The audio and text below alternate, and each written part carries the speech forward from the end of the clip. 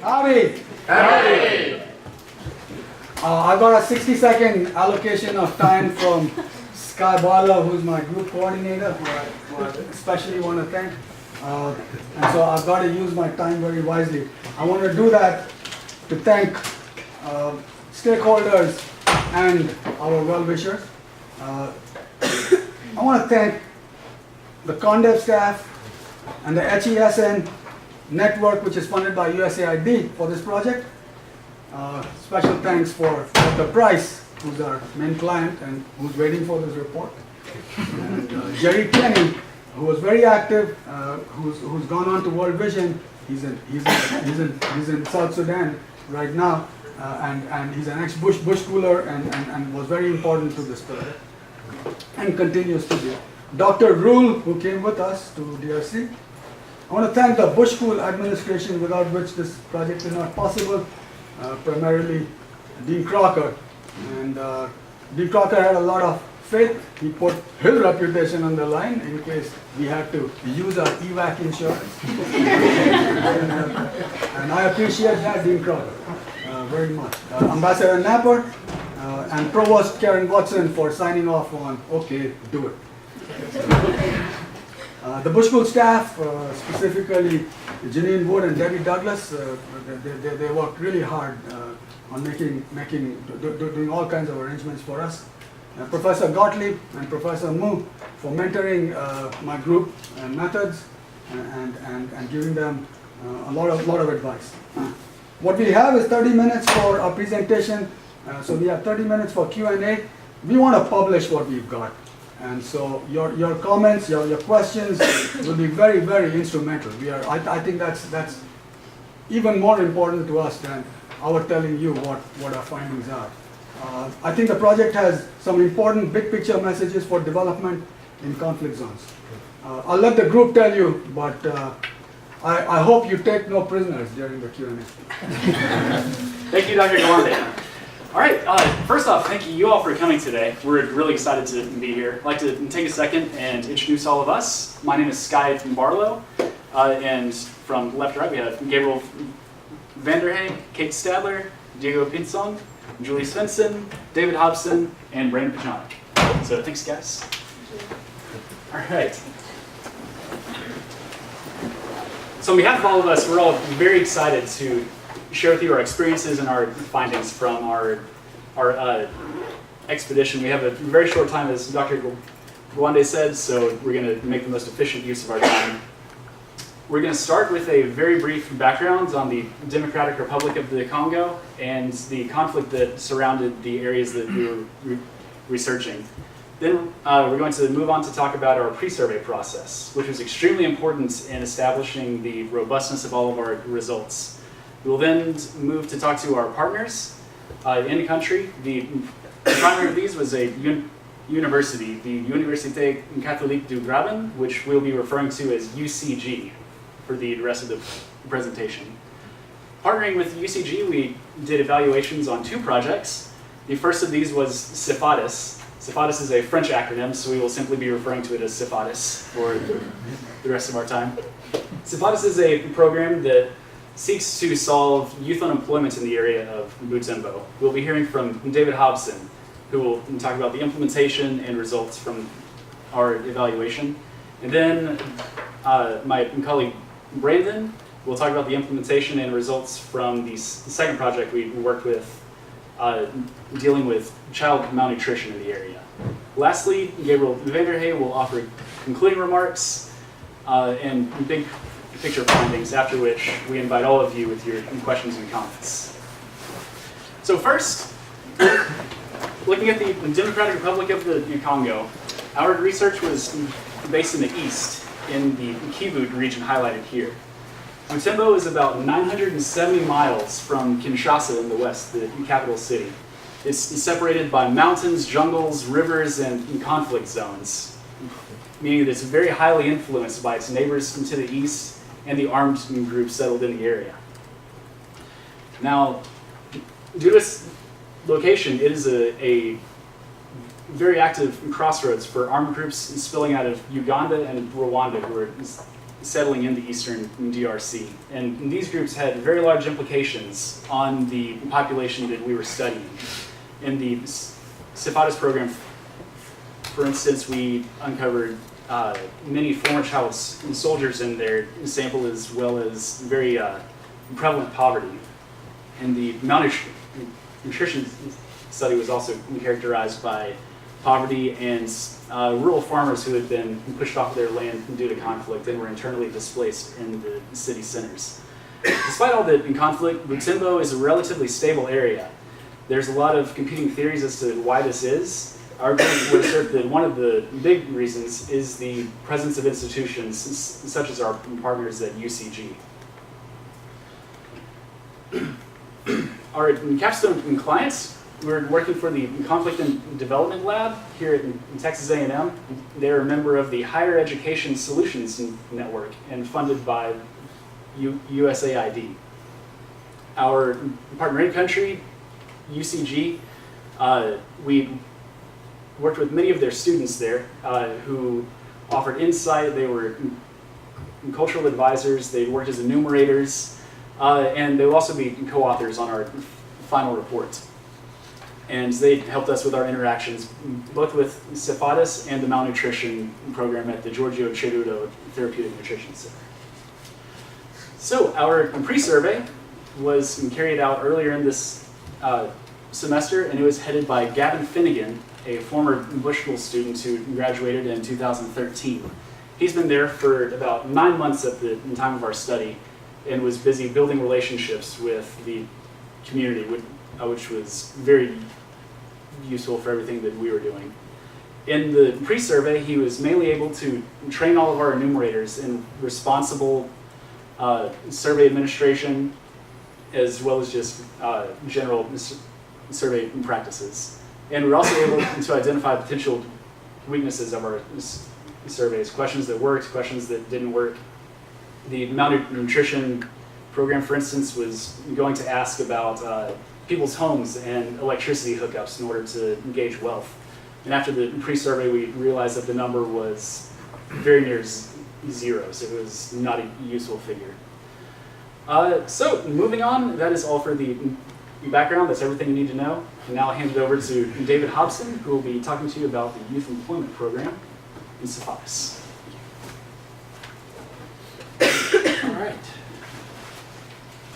All right, so CEFADES is a 6-month rehabilitation vocational training program that teaches poor and disenfranchised young people in Butembo marketable skills. The children come from many backgrounds, including several child soldiers. In a region where the informal economy prevails and youth unemployment rates are high, the CEFADES program seeks to improve human capital, levels of human capital in the area. Since 2009, CEFADES has trained 594 participants, 30% of which are female. They offer several skill-based programs in fields such as construction, dressmaking, culinary arts, and many others. So, in order to do an impact evaluation on CEFADES, we asked 2 main research questions. Does the program increase employment, and does the program increase income? Given the context of Butembo, with high unemployment and a large informal economy, these questions were important both for understanding the success of the program and what would be needed for future interventions. So this here is a picture of one of our treatment surveys. We conducted the treatment survey over a span of 2 days. So this was done at the CEFADES school in one of their buildings. Participants would come in through that door there, and they were led to one of our 42 enumerators that were around the room. And then once they were done answering the questionnaire, they went and they were reimbursed for their travel costs. And at the end of the entire survey, everyone was fed.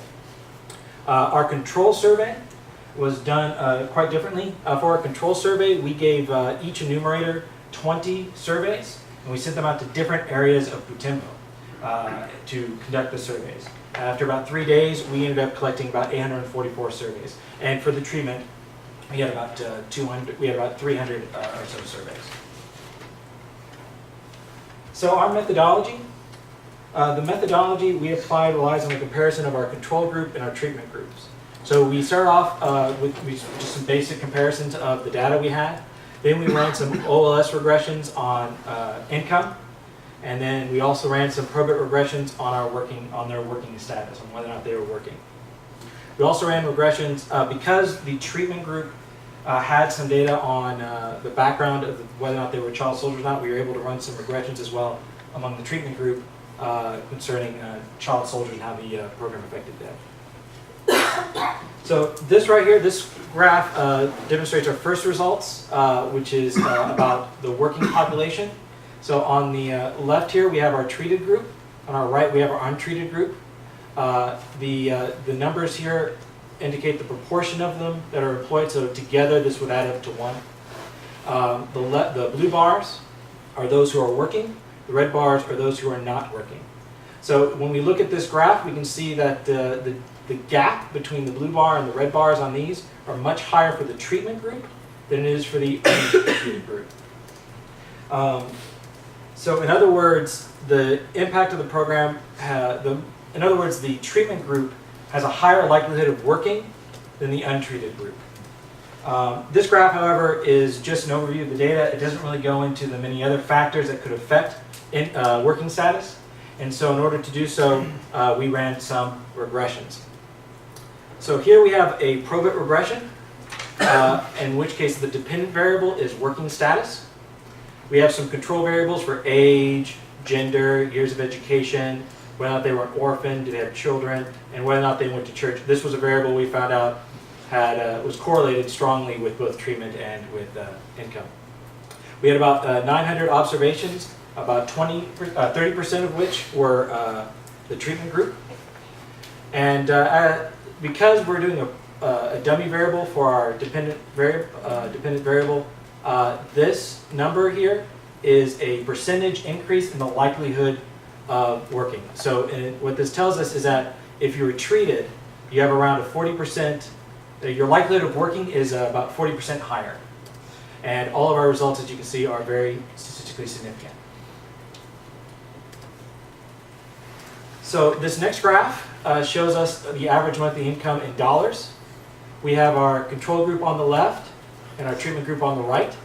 As you can see, our treatment group is earning just around $30 a month, $30 a month. And the control group is earning about $14 a month, which means that on average, the control group is earning only about 50 cents a day, and the treatment group is earning about $1 a day. The World Bank level of poverty is at $1 a day, so this is a very impoverished area, and the youth being targeted by these programs are incredibly poor. In addition to showing the level of poverty, this graph also shows that the treatment group has a considerably higher level of income than the control group. And this could in part be because of the increase in the fact that more of them are working as well.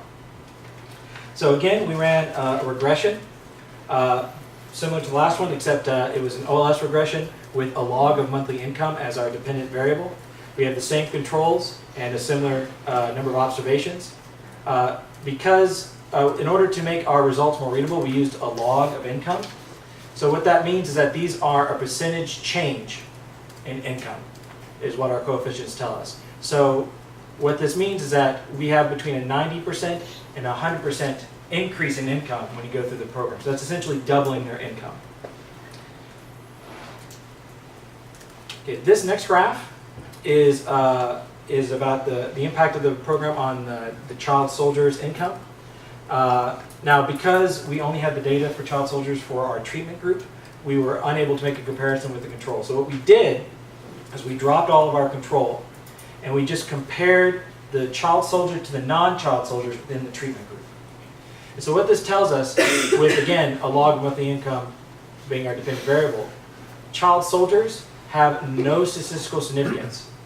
Being a child soldier has no statistical significance. What that means is that it's essentially zero. The impact of being a child soldier within the treatment group is zero. Now, that doesn't mean the treatment group isn't effective, because remember, they're still getting all the benefits everybody else in the treatment group is getting. What it means is that being a child soldier doesn't give you less income or more income than anybody else. So in other words, it's not as much of a factor. Now, this was really surprising to us, because a lot of the literature we've read suggests that being a child soldier makes it harder to reintegrate into society and to go through programs like this than for other people. So what this really reflects to us is possibly a different dynamic within the Butembo context that really would benefit from further research down the line. All right, so the bottom line. Is CEFADES program a successful program? Does it increase employment and does it increase income? And the answers to both these questions are yes, it does. Working status or employment is improved, likelihood of being employed is improved by 40%, and income by as much as 100%. There are some limitations to our research, however, which are important to point out. The biggest of which is that this is a post-treatment survey. In other words, we don't have data about the treatment group before they enter the treatment. Ideally, we would want to have some form of panel data where we had observations and the surveys done with the control and treatment group before they enter the program, and then once again after they complete the program, and then we could compare those. But due to the limitations of time, we don't have that. That could certainly be an area for future research to do. Our other possible limitation is that this is a non-randomized treatment. People are selected into this program based on various criteria. Now, we don't believe that that's as much of an issue for our results because the selection bias that we noticed would mean that the people who enter the treatment are poorer than the average overall, which means that it would underestimate our impact. What that means is that the numbers we showed you for the effect of the treatment are actually higher than the ones we have. And we can go into the details about how we determined that the selection bias would be negative, would underestimate our impact in the Q&A if you wish. And with that, I will bring up Brandon to talk about the nutrition survey. Thanks, Dave. All right, so let's do some nutrition stuff. So the second half of our project is looking at child malnutrition. Specifically, we're doing an impact evaluation of a on average, 21-day nutritional therapy treatment for kids, typically ages 0 to 10, 0 to 15, at the UCG clinic. So just give you kind of just an overall glimpse of what we're looking at, what we're ultimately fighting against as a nutrition team. This is done by an NGO called the Eastern Congo Initiative in the North Kivu region. As you can see here, I want you to focus on these three numbers right here. In a survey they did of mothers who had children that passed away by the time they were 5 years old, almost 70% of those kids died before they reached their first birthday. So this is what our ultimate outcome variable is. We're not measuring against this. This is not what we're treating against, but this is what we're trying to combat in the very end. So like CEFADES, we have two research questions as well. First, what is the prevalence of child malnutrition in the Bunyuka Parish? Bunyuka Parish is about 25 kilometers outside of Butembo. We chose it for three reasons. One, it's enough far away from Butembo to where we wouldn't have any spillover effects from our treatment and control group. Second, the priest at the parish is very interested in nutrition. We wanted to give him some resources and show that we're supporting him from a donor perspective, from an in-country perspective. Third, the physical grounds at Bunyuka are really, really excellent for doing field research, just for a survey. In addition to that, our second research question is, in comparison to control, so in comparison to this Bunyuka Parish, does the treatment positively affect the nutritional status of children? So we did two studies, obviously our control study or our untreated study looking at the prevalence of malnutrition, comparing that against World Health Organization WHO standardized measurements, which we'll get to in a minute. Second design is an average treatment on the treated, an ATT effect in a post-treatment design. It's important to keep in mind because we don't have pre-treatment data. Independent variable is obviously this 21-day nutritional therapy intervention we're measuring. And our outcomes are height for age and weight for age among kids, which are two of the most commonly used indicators for a child's health. This is day two of the 10-day trip in Butembo. This is in the Bunyuka Parish. So up here you have where people would exit their congregation and exit their service. They would receive a survey and file down here, down this corridor, which is actually pretty long, you just can't see in the picture, and come to our first stop on our survey administration, which is taking our main survey, asking different questions that we'll get into. After they finish their first survey, they would file online over here and going up to these stairs where this picture is taken into what we call our measurement room, which is measuring physical characteristics, height, weight, age of mothers, education of mothers, things like that. And then afterwards, they would file back down these stairs and make their way back all the way to this building right here in front of the sanctuary, where then they would receive nutrition. They would receive actually soybeans, which is a much more beneficial form of nutrition and protein that the priests and our team is trying to influence more in the community. So it was kind of an incentive for them to complete our survey. This is 5 days later. This is Friday on our treatment survey. This is actually at the UCG clinic. You see, again, our respondents taking a survey on the left after they would come in. They would then take our survey, then go to the right and get measured. Same kind of measurements, same instruments, same things as Bunica Parish, just in a little bit of a smaller room at the UCG clinic. We would use the resources and administrative capabilities of UCG to go and recruit children that had already been treated through the program, that had already been through the clinic and already received the nutritional therapy. So overall, in our Bunica Parish, the first picture I showed you, we surveyed 714 households and measured over 1,700 individual children and families. At our treatment group, 5 days later, we surveyed 215 households and measured 351 children, which doesn't seem like a lot, but that's a lot. And we'll get into why it's a lot. And I showed this slide because you can see just against a really robust control, we have the ability to really make some measurements for our treatment group with having such a large number of control and be able to have similar characteristics between the two groups. So there's a lot on this slide, and I'm going to walk you through it, fret not. We're going to get into this. So this is a height for age comparison, okay? So you got height on the y-axis, you got age on the x-axis going from 0 to 15. Your blue bars are your World Health Organization baseline, right? So your global standard. Your red bars are the Bunica Parish, the people we surveyed. In comparison to the blue and the red, the blue is less than average kids. You see this 25th percentile. This is your less than average kids, so tend to be your less healthy kids. Bunica Parish, these are our healthier kids. So we disaggregated by percentiles, or quartiles, excuse me. So we have our healthier kids in Bunica compared to our not so healthy kids in the world. These red bars don't even come close to matching or rising above the WHO standard. So substantively, what this means is the healthier children in Bunica are still less healthy than the least healthy kids according to global standards. And as you can see, this is incredibly substantial among all age groups, specifically among the younger kids. So now we're working in our treatment right now. So selection on observables. We want to make sure that our treatment and control groups have similar characteristics. First one is self-reported nutritional status. We found for both, I think 75 and 80% in our treatment and control, mothers respond that they believe their children are below satisfactory nutrition or severely malnourished. That was across the board in treatment and control for those that had gone through treatment and who had not gone through treatment. Education levels among mothers, distance to health centers, nutritional preferences, dietary practices, the proneness to eat cassava and rice over meat and beans, things like that. Their age, the ethnicity, the Nandi tribe, which is the ethnicity that we're surveying, is similar in Bunica and in the city of Butembo as well. And the cost of the treatment, Gabe will kind of conclude this at the end, but almost universally, the number one thing preventing people from receiving treatment is the cost of treatment. This is a poverty issue. And we'll get into that later. This is just a frequency table for us on the treatment group right here. The age of first treatment for most of the children is below 3 years, so 0 to 3 years old. As you can see, as you go down in age group, from 3 to 6, 6 to 9 years old, you don't have as many kids going through it. So the majority of kids are young. There's a lot on this slide as well. We're going to walk you through it. I promise you that. So again, height on the y-axis in centimeters. We have age on the x-axis, except now we have age groups. We have 0 to 3, 3 to 6, 6 to 9, and 9 to 12. For every single age group, we have a control C and a treatment T, okay? So every single age group, we have a control and a treatment, okay? In our blue, we have the 25th quartile and the 75th quartile. I just want you to just hone in for me right here, just this right here. This is our 0 to 3 years old children. For control and treatment, we have a treatment effect for kids going through the treatment on a positive level. So the kids going through treatment are healthier than our kids in control. 0 to 3. Okay. We believe this is so because of the kind of nutritional therapy it is at UCG, the kind of nutritional supplements they give these kids, and the proneness for them to recover at such an early age. As you begin to move up the slide, you start to see as your control graphs get higher than your treatment graph. So we see that as you move up in age groups, no treatment, no effect.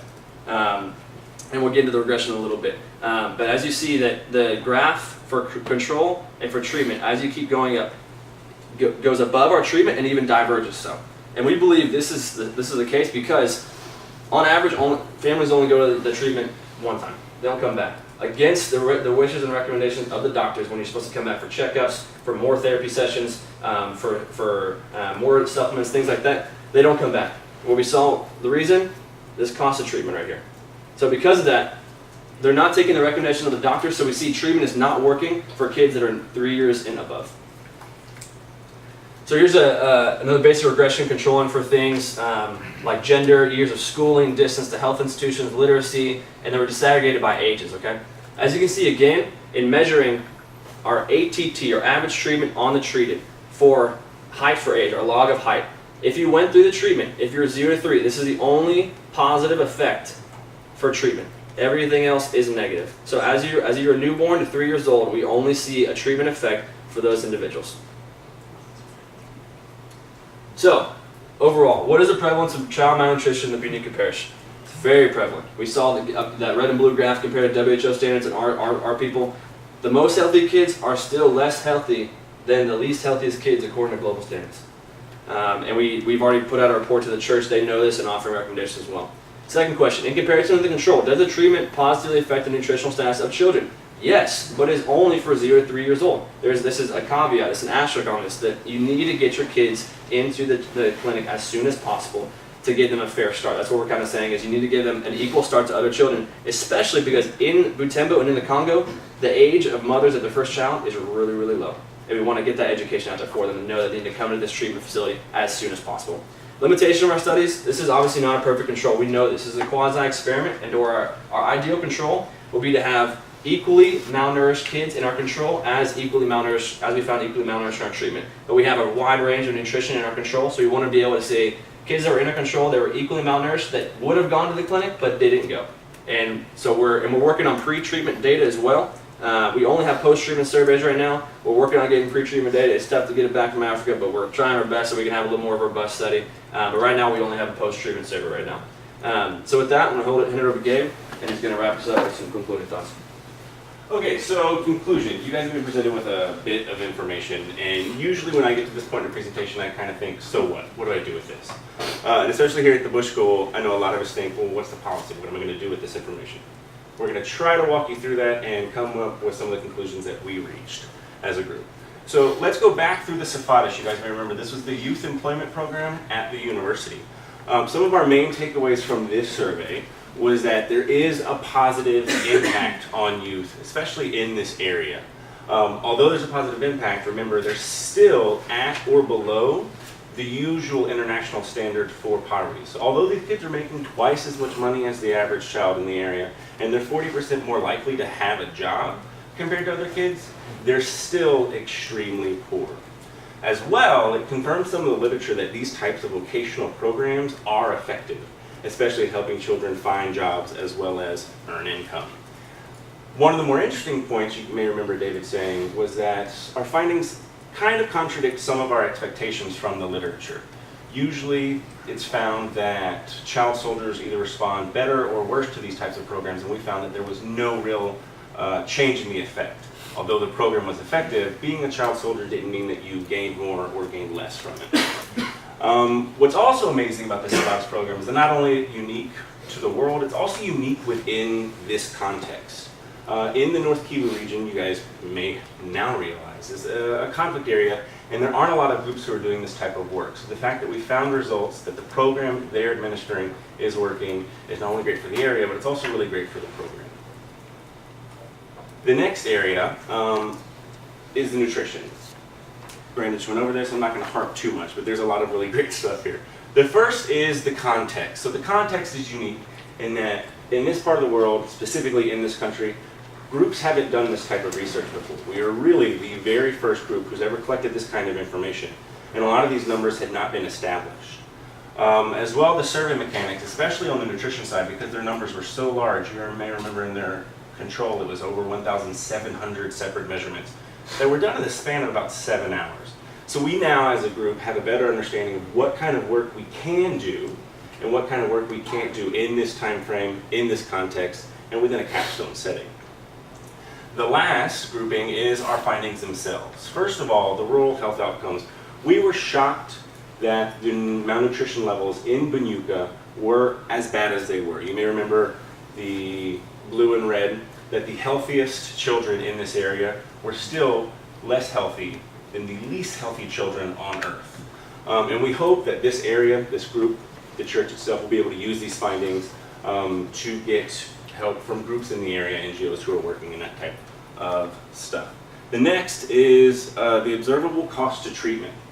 We found that it's not a lack of treatment in this area, although these people are very removed from the city. It's not that they can't access health care. Clinics are there, the hospitals are there. The main barrier for this community is the cost, and we believe that this is one of the factors that isn't being addressed in the healthcare system of the area. And the last, you may remember Brandon saying, we kind of identified the ideal range for treatment. You may remember it was 0 to 3 years old. Now, does this mean that kids above 3 years old should not seek treatment if they're malnourished? No, we're not saying that at all. They definitely should. But we've identified an ideal range, so hopefully the clinic will be able to use this information to convince mothers, especially young mothers with very young children, to seek treatment as soon as possible. And last, within the setting of Texas A&M, so what? What does this mean? First of all, we have our client, Conflict and Development. This is an organization that has very specific goals, 4 goals, and this project has reached out to 2 of them. So we hope in some way that our research is helping them in their monitoring, evaluation, and reporting mechanisms. As well, illustrates that students are a viable source of research for them. And the next field is conflict and development in itself. Within the development sector, conflict is becoming an area that is receiving more and more attention. Texas A&M is really at the forefront of this. Here at the Bush School, we have the concentration. As well, at Texas A&M, we have the lab focusing on this, and we hope that this program illustrates to the wider community the capabilities of students within this context. So with that, we would like to open the floor to questions. We'll try to answer as best as we can. If not, we'll defer to this guy. But who would like to go first? Robbie. Okay, I have a question specifically to the CEFADES project. I know y'all discussed how the results y'all found were somewhat contradictory to the literature. Could you maybe discuss the literature a little bit more and what led you to the 2 research questions that you ended up studying?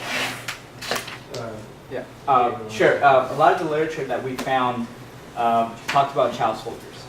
And particularly talked about those children that were abducted. And what he said is that actually contradicts most of the common knowledge, as you know, of thinking that being a child soldier is actually it's actually works against your further developing after the conflict is done or whatever. So so what he says actually is that what the literature say actually is that the real loss here is not actually being a child soldier. It's actually losing time that was not captured in education during the time of conflict. So if you were a child soldier for 4 or 5 years, that time lost that you didn't educate yourself, that you didn't acquire the skills that you needed to promote the economic well-being of the community, that time is lost, and that's where the real loss is actually found. And that's one of the this paper was written by Christopher Blattman, and that's one of the main papers that we're using to educate or to make a richer further our study here. And so that's basically anything else on the As far as the research questions are concerned, UCG, the University Catholique du Gabin, is a partner of Conflict and Development, and they wanted us to do an evaluation of this program. And essentially the program is taking these at-risk youth and putting them through this training and hopefully finding employment. So for us, the 2 main questions naturally were, are they finding jobs? And if they are finding jobs, are they earning the income? We had lots and lots and lots of other questions, but for us, within a basic capacity, at least in the first year, those are the 2 most important questions that needed to be addressed. Dean Crocker? Well, first, let me commend all of you for a really impressive research project and, in the best traditions of this school, going to a hard place and doing some very hard things. In terms of the 2 programs, you noted that selection for the CEFADES program was not randomized, but it actually, since they went for the poorest of the poor, it actually produced a result that probably even more impressive than your data was able to demonstrate. Now, the nutrition program, so I assume therefore that there is no charge to the participants of the CEFADES program. CEFADES, no, there's no charge for the program. But there is a charge for the nutrition program. So that's a great question. So that's another thing that we're going to be talking about in our paper. The cost that they require of their patients is about $5. The cost to treat their patients is upwards of $100. And we actually found, we had an interesting meeting where we found a parcel of USAID humanitarian aid being sold in the local economy that was meant for that clinic. And so we have some other issues going on with the cost of this treatment that we're going to be talking about in our report. That they offer a cost and they offer payment for the treatment, but it's nowhere near close to the kind of facilities that they're getting in return at all. So, just a quick follow-up on Mike. It would, given the extremities of poverty in that area, even $5 is a lot of money. Very much. So it would seem to me that while the data for the CEFADES project is skewed one way, the data for the nutrition project may be skewed to the other. That only people who can come up with the $5 can get in the program. So that I just wonder if the level of malnutrition is even worse than we were able to determine. yeah, I mean that's a great point. I mean we're selecting people that had already gone through the treatment that have given a wide range of payments for their treatment. I think in our data we talk about them even offering themselves as labor for a couple of weeks to receive treatment, things like that. So your point is well taken that we may be actually underestimating the effect of malnutrition in that area, especially in the rural parts as well. So. I would add to that, and my group and I discussed this, that one of the questions we should have asked is the morbidity rate in the family, which would directly get to the source, and I'm sure that those outcomes are bleaker. Next year. Question out to Several things. The first thing that I did when I became aid administrator, which was in March or April of 2001, was on this area because there was not much aid going on at the time, and several NGOs came in and said things are catastrophic here. The data they presented, which has now come into serious question by experts, it was the International Rescue Committee actually that presented the data, was that the child death rates were 65%. And they estimated that 3 million children had died in the previous 5 years or something like that. I don't remember the exact statistics.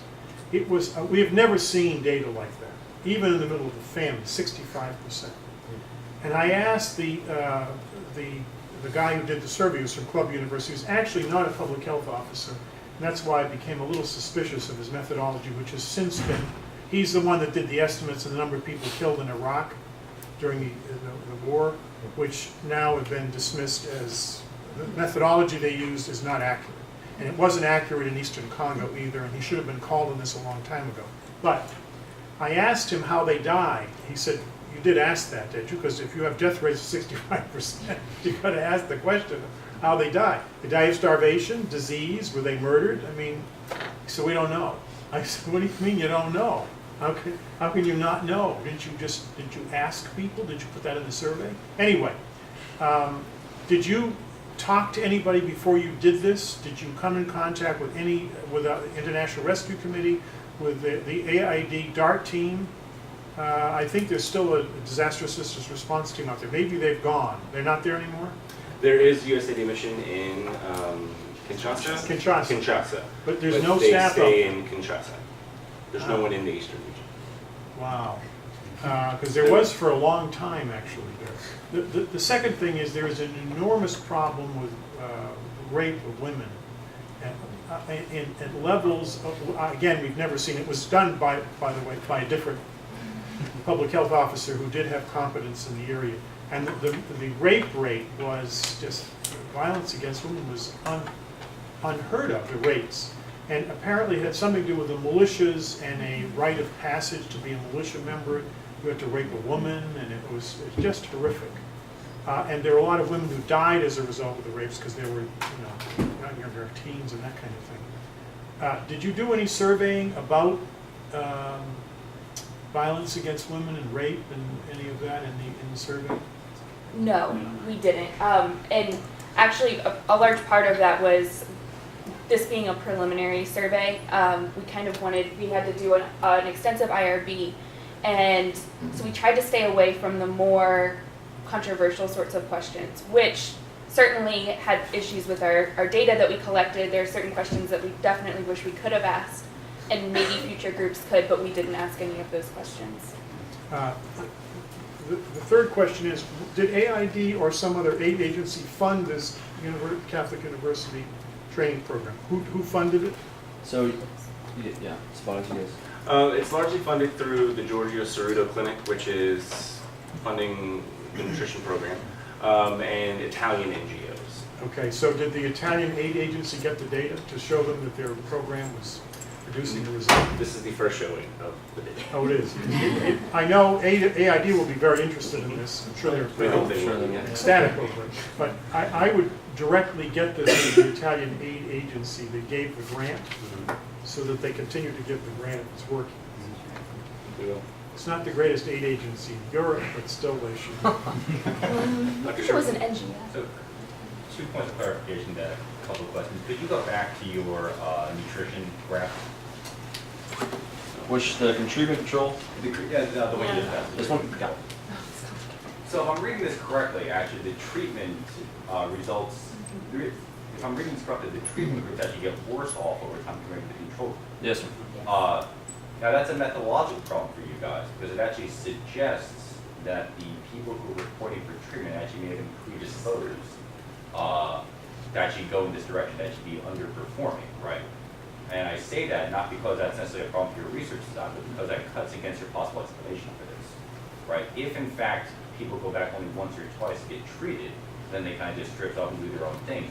You would expect these means to converge, right? In fact, they're not, they're divergent. So I think you might be more sensitive to alternate explanations.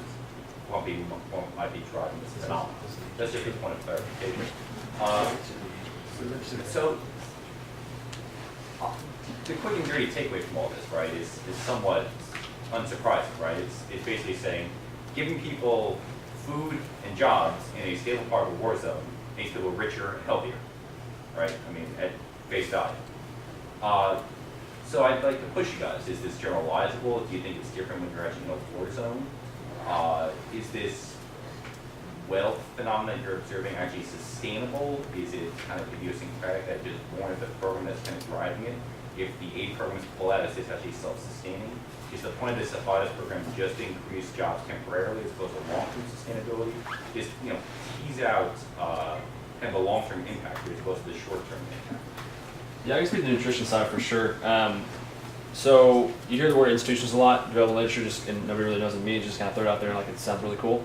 But the institution that we worked with in Butembo, the Université Catholique du Liban, and the church we worked with, those institutions are not only sources of religious trust, but they're public service works. They are ways to seek psychological help, things like that. Because in Butembo and in the Eastern DRC, there's no kind of governance, no kind of federal, state, or local structures that would be able to put these programs on because they're all at federal levels. And so we don't have the evidence right now to think that we can generalize it to a larger population or something that's not just small rebel arms conflict. However, But stable regions within rebel armed conflict, right? That's a critical variable. Right. Is this ex-ante stability? right, so I would think that with using certain institutions and certain people of trust, and I think the findings can be met like we found here. And I think your point is well taken that it's just kind of obvious because it's kind of obvious that we expect jobs and food that be healthier and richer. And I think that's something that the aid community needs a wake-up call on too, to say that you can actually work in these situations. That's why Gabe went over this mechanics thing. You can actually work in these situations with certain institutions in stable areas that are like trade zones and things like that. Well, I just think you guys need to be sensitive to the particular dynamics that occur in actual conflict, where conflicts occur. right? We can code this as a conflict zone.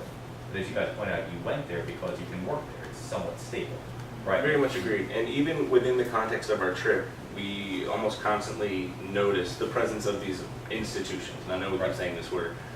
And we realize it is very, very important that these institutions were in this area because they did create the stability that was necessary for these programs to work. I understand the stability aspect. I don't want to talk too much about that. I just think you want to think through the mechanisms. You know, if there's actual armed groups on the ground, there's actual violence occurring in the region where treatment is trying to occur, how these programs might be modified or misappropriated or not, that would affect the dynamic, right? That's just a generalizability thing in ways to think through how future research would go. So Well, look what you have in Matemba. You have a trade hub.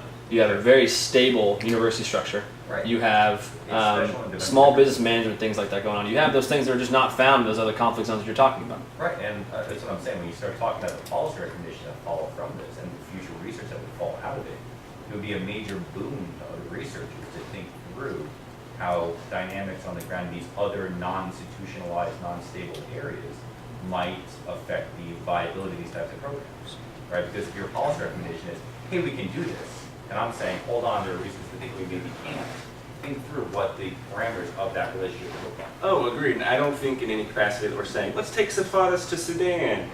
I think our main point right now is these programs are working in this specific environment, and they could possibly ramp these up within this environment. Yeah. But wait, I like Professor Richardson's question, and I want you, I want my group to answer this question, because, you know, if you were just doing a poverty talk, not just, but, you know, there's a lot of literature on poverty and health treatments, right? There's a ton of literature on health interventions in poverty areas, in India, in Pakistan, everywhere, right? What is different about what you're doing? Right. And why? That's essentially the question. What is it, what about the conflict zone makes it special to study this? And why might you attract this audience to this kind of study? Not the development audience, the people who are interested in conflict and preventing it, or what is it? Let's see if you got an answer to that question. In the final paper. Well, one of the main questions, and the reason why we brought up cost as being so important, is that we kind of wondered, what is the reason why people aren't going to the clinic? Is it the cost, or is it because travel may be seen as dangerous or too far away, or there aren't enough clinics or hospitals or pharmacies there to take care of the general public because of the conflict that's been going on in this area? And what we found overall, and maybe it would have been better if we would have said the top 3 choices, but 98% of those surveyed said that the main reason they didn't go was because of cost. They knew about it, they were able to get there, unless it's a cost issue, but they didn't go to the clinics because of cost. And so it really does make it more of a poverty situation in this context, even in a conflict context. It's still very related to poverty and not having the funds or the means to go seek the treatment that you know you need. If I could add to that answer, just one other aspect which is not in the results here, which is that the combination of conflict and poverty works out in many ways in a family decision. One of the ways it works out is a family decides to have the average size of a family. This is how many kids? 7 kids is the average size of a family. Just having a family, you're predisposed to the idea that some will survive and some won't. That's why you have very high size of families. The identification is to what extent do you have large families because of the conflict, and to what extent do you have it for other reasons. And once you see this dynamic, we'll be able to answer that question a lot better. That the poverty is the result of a conflict. You don't want to pay $5 because you don't know what's going to happen tomorrow to your income because of the conflict zone. Besides, I've got 13 children. I mean, it's a brutal statement to make, but that's the calculation that most families will put it in. I think when I think about the difference of what we make how we enrich the literature. I think what's most interesting to me is that when you throw the word conflict out there, you immediately think of, you go to the movie Blood Diamond and you think about abductions and stuff like that. But actually, what we're seeing here is that conflict, even the conflict areas, are different across different contexts. So we say for example, in the case of Butembo, we see that a lot of children, instead of being abducted, they're actually volunteering for these groups. And so understanding the context where the children are volunteering, and actually some parents are actually volunteering their kids to join the My groups, the different dynamics that occur in Butembo, is actually something that I think we've learned, and I think it's a productive. powerful statement to say, even in these conflict zones, there are bastions of stability. Within these bastions of stability, you can have interventions that have positive impacts. That's an important policy takeaway you guys should understand. But you should also be willing to say, but by the way, if you're active in conflict zones, you must be willing to see these programs, as you pointed out. Some resources might be misappropriated, groups can try to intervene because there's a bunch of resources in the war. I just want to think the dynamic here, but it's a powerful takeaway. That's what Wande's point is well said. This is a great contribution. You shouldn't undersell it. Dr. Watson. Can you go back to the graph where you compare the WHO to the local? Yeah, sorry. So you have, on the left you have the females and on the right you have the males. Yeah, I forgot to mention that. Yeah, so these can are you females and males. try to compare between the two? And the other question that I have is actually about the training. So what kind of training was provided? And so when someone gets the training, it means he or she will have the skills, and there is a chance for them to find a job somewhere else.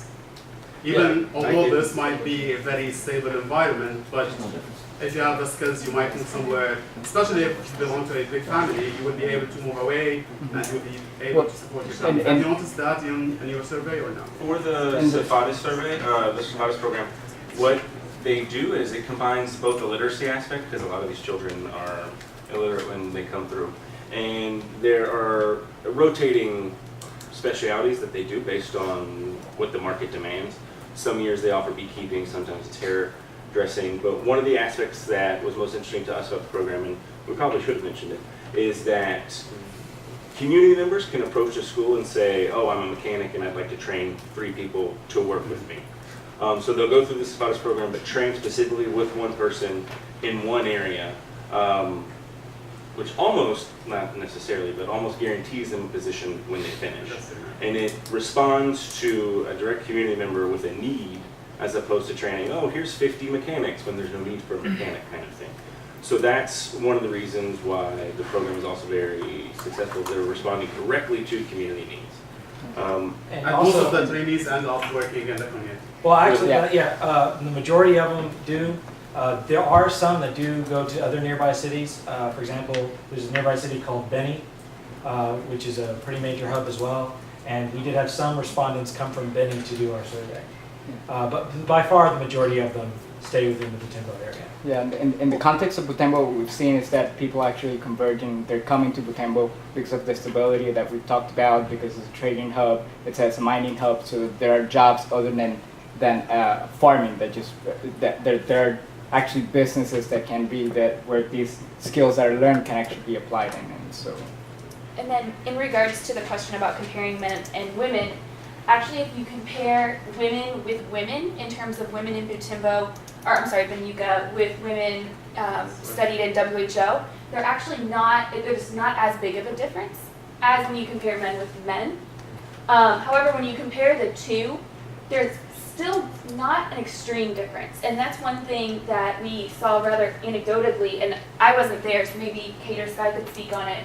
But the differences between the treatment of men and women were not as different as what we would have expected. Can talk about the equality if you perceive that. It seemed that there was pretty equal treatment of the male and female children, which we didn't really expect because based on Professor Natsios' question, DRC is or Eastern DRC does have a high prevalence of rape and violence against women. So I think we kind of went in with the notion that maybe there would be a difference between the genders, but then based on our data and what we observed while we were implementing the survey, we didn't see a difference.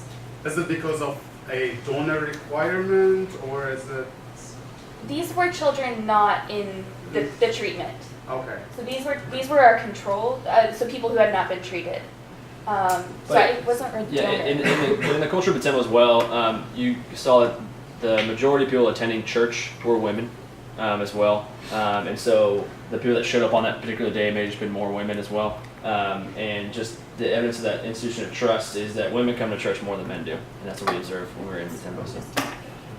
But we asked at the nutrition clinic if they saw a difference between families being more prone to bring in their sons because they can contribute more to the farm or something like that. And they said that they didn't see a difference in the numbers.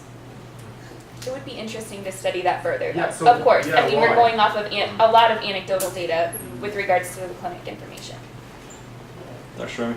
Was there anything in that area that looked like what we would think of as a government, or was it all nonprofit? Very good question. Yes, there were security forces in the form of police officers, that type of thing. There were municipal workers maintaining road, flattening out the dirt, that kind of thing. But as far as advanced local infrastructure, not compared to some of the other cities that we visited. Not nearly as developed as Kinshasa, which is an obvious statement to make. But even Benin, which is a city we traveled through twice on the way in and the way out, there weren't as many services apparent to us within this. Did you work with any government officials as part of the project? We did. Gavin, who many of you may know, has worked with the government officials to get our documents approved, that kind of thing, letters of invitation. So they were informed that we were there. Yeah, I have two questions. Can you please go back to the figure where you compare the nutrition status of the treated and the control? Yes. So since I have to pay $5, right? Then I may just take the sickest child to there. So can the selection be driving what we see here? Yeah, absolutely. That's why we kind of mentioned that this would not be a perfect control to analyze against, because we would want to take the most undernourished kids out of our control sample to compare with these people who are taking obviously their sickest children or their first, second, or third child compared to their fourth, fifth, sixth child. So there's definitely a selection issue there that we acknowledge for sure. That's very connected with Josh's question too. Yeah. What Professor Mo is saying is that if the selection is of the sickest children into treatment, but they don't go back to treatment, then this is what you're going to find. That's the part of the conflict and development message over here. And actually, we've also done graphs where we compare the control 25, the 25th percentile, with something like the treatment 50th percentile, to assume that maybe the control is looking at the sickest part of the control population as compared to a healthier group of the treatment might give us a better comparison for how the treatment is doing. Okay. You can ignore my second question because it involves lots of work. You probably don't want to use height. You want to use height for age z-scores. In other words, you want to standardize your height because even though you control age in your height regression, but the age in fact is not linear and probably may not be even quadratic. And also age and gender, they interact in terms of child growth. So that's why people use height for age z-scores or weight for height z-scores or weight for age z-scores. We did do that actually in the WHO graph for that comparison. We used z-scores, but we didn't for this one, and that's a really good point. We should think about doing that. That's not too much work. I'll lay it on. Okay, one last question. Dr. Price. Great. Well, this is excellent. You asked about the government evidence there in Butembo. I think it is around. I did meet with the mayor of Butembo early, and I think he'd be a good case study in himself. This is about the 5th town that he's been the mayor, of which he's been the mayor. He says, I'm a survivor. I've been through all the difficult areas and all the skirmishes, and he's really a remarkable individual. You wonder how he managed to survive through all of this, but he is a very an excellent leader, or seems to be an excellent leader for the region. We'll close this. I know there are more questions. We'd love to have those questions maybe now or I'll send my group to. Thank you very much.